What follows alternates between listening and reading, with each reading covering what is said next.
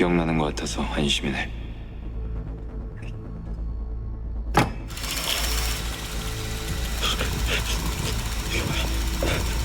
Let's talk about K-drama anti-heroes. The flawed, the fierce, and the downright dangerous. They blur the line between justice and revenge. And somehow, we're always on their side. If perfect heroes bore you, buckle up. These morally gray legends are here to steal the spotlight. First off, the glory. Now this is how you get revenge. Moon Dong-yoon isn't your typical K-drama lead. She's not looking for love or success or a happily ever after, but cold revenge. This hit series follows Song Hye-kyo's character. Back in high school, she was brutally bullied, physically and psychologically, by a group of wealthy, untouchable classmates. And no one helped her, so she spends the next 18 years planning the ultimate takedown. She becomes a teacher, gets close to the bullies' children, inserts herself into their lives, and slowly starts dismantling everything they hold dear. What makes Dong-yoon such a powerful anti-hero is that she doesn't pretend to be noble. She's not here to forgive, forget, or take the high road. She's broken, emotionally scarred, and she owns every inch of that pain. But instead of letting it destroy her, she weaponizes it like a scalpel, cutting with precision, patience, and poetic timing. Every move she makes is chillingly deliberate, making her enemies unravel from the inside out. And the fact that she never once asks for sympathy, that's what makes her terrifyingly good. Song Hye-kyo's ice-cold performance seals the deal. This isn't just a revenge plot, it's a full-blown masterclass in quiet fury. Up next, let's talk about Reborn Rich. Reborn Rich takes the phrase, "what goes around comes around," to a whole new level. Song Joong-ki plays Yoon Hyun-woo, a loyal employee at a chaebol who gets betrayed and literally killed by the very family he devoted his life to. But here's the twist. He wakes up in the body of the youngest grandson of that same family in the 1980s. So, what does he do with this second chance at life? Plot revenge, of course, but make it corporate. He uses his knowledge of the future to outmaneuver the power-hungry family members and build his own empire from the inside out. He's charming on the outside, but cold, strategic, and vengeful underneath. And unlike the idealistic underdog trope we often see, Jin Do-jun is here to win, not to play fair. There's a thrill in watching him manipulate boardroom politics like a chess game, anticipating every move, exposing corruption, and taking down his enemies piece by piece. Song Joong-ki delivers it all with calm confidence, letting you root for a man who's doing some seriously shady stuff, for very satisfying reasons. Now, if you want another underdog who clawed his way to the top, let Lee Jong-suk satisfy you with his performance in Big Mouth. Park Chang-ho starts off as your typical underdog, a struggling lawyer who talks a big game but doesn't have much to show for it. People call him Big Mouth because he's all bark, no bite. But that all changes when he's suddenly framed as the mysterious criminal genius known as Big Mouse, a mastermind running a massive underground crime syndicate. And here's the kicker. Once he's thrown into prison and left for dead, he decides, fine, if they think I'm a criminal genius, maybe I'll just become one. What follows is one of the most satisfying character transformations in recent K-drama history. Park Chang-ho goes full survival mode in prison, outwits gangsters, outmaneuvers corrupt politicians, and turns the whole power dynamic upside down. He's not doing it out of pure heroism. He's doing it to survive, to protect his wife, and eventually to take revenge on the people who set him up. Lee Jong-suk absolutely nails the switch from bumbling lawyer to calculating anti-hero. And watching him slowly lean into the Big Mouse persona, using fear, manipulation, and strategy to take down the rich and powerful, is such a rush.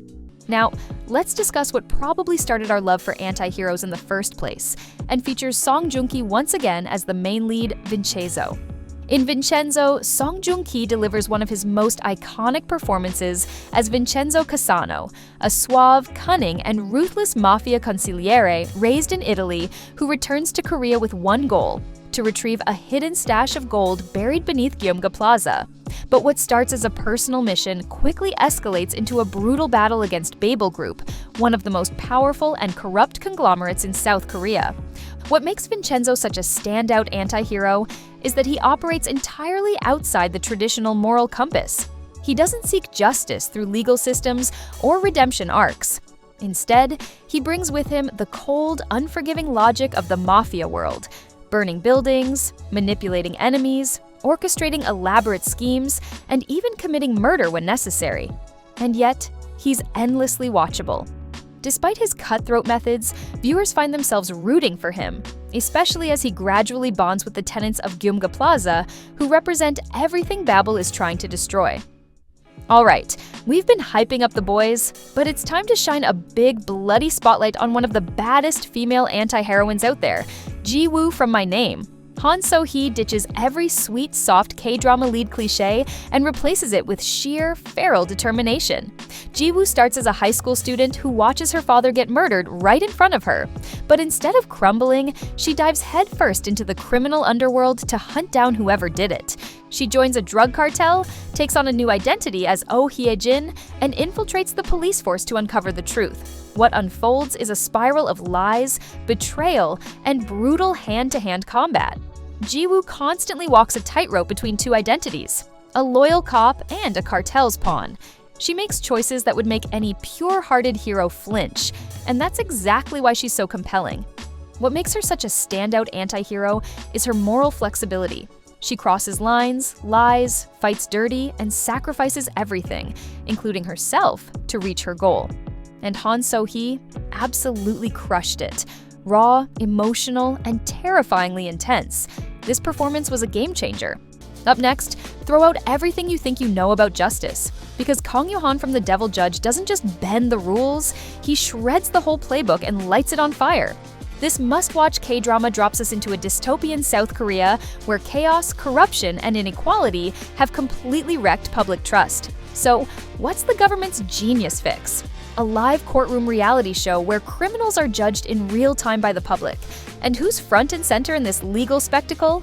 None other than Kang Yo-han, the devil judge himself. Yo-han uses the courtroom not just to punish wrongdoers, but to destroy the elite. Corporate CEOs, politicians, shady media tycoons, no one is safe. Every ruling is more explosive than the last, and the public, eating it up. But here's the twist. Yo-han's brand of justice might not be justice at all. He manipulates facts, controls narratives, and blurs every line between right and wrong. And while he claims to be serving justice, he's clearly also serving revenge. His own traumatic past, including the loss of his brother in a fire, fuels his crusade, and we're never quite sure if we're watching a hero or a villain in disguise. Now, let's head into another anti-hero in the midst of crime and corruption, bad and crazy, with the performance of Lee Dong-wook as Ryu Soo-yeol. In this drama, Ryu Soo-yeol is a crooked detective. He's smart, ambitious, and doesn't mind bending the rules if it means climbing the ladder. He's the kind of guy who'll look the other way if it benefits him. Until K shows up. Who's K? Oh, just the helmet-wearing, bike-riding, justice-obsessed split personality who lives in Soo-yeol's head. As the two personalities battle it out, one corrupt, one a vigilante, they go after bad guys in increasingly wild ways. Lee Dong-wook switches between charming and unhinged so fast, it'll give you whiplash. But underneath the comedy, there's a real journey about redemption, guilt, and what it means to do the right thing, even if it drives you crazy. Now, let's head into another female anti-heroine. In Why Her, Seo Hyun-jin plays a high-powered lawyer at the top of her game. She's cold, calculating, and absolutely ruthless in the courtroom.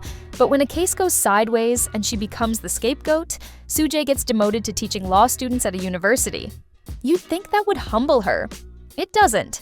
Instead, she uses the classroom as her new battleground, digging into corruption, mentoring students on her own terms, and plotting her way back to power.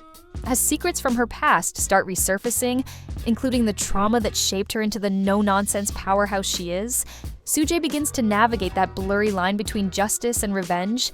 She's not soft, she's not easily swayed, and she's definitely not trying to be likable, but that's exactly why she's one of the most compelling anti-heroines in recent K-drama. Seo Hyun-jin delivers an ice-cold performance with just the right flashes of vulnerability that make you root for her, even when she's 2 steps away from morally gray territory. Now, if you've ever screamed at your screen because the bad guy walked free, Vigilante is the drama that answers your rage. Vigilante explores the story of Kim Ji-young, a top student at the police academy who leads a double life. By day, he's disciplined, intelligent, and admired. But by night, he becomes the Vigilante, a masked figure who hunts down criminals that received lenient sentences and delivers brutal justice outside the bounds of the law. Haunted by the trauma of his mother's murder and the failure of the legal system to punish the perpetrator adequately, Ji-young sets out to exact the kind of justice he believes the courts failed to deliver. As media coverage of his vigilante acts grows, he becomes a controversial figure, attracting both public support and law enforcement scrutiny. His mission, however, becomes more complicated as he finds himself caught between moral reckoning, personal vengeance, and the responsibilities of someone who once believed in justice. Alright, let's dive into our newest anti-hero on the block, straight from the drama Hyperknife. And guess what?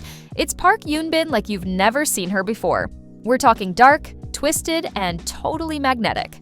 Trust us, this version of her, unmissable.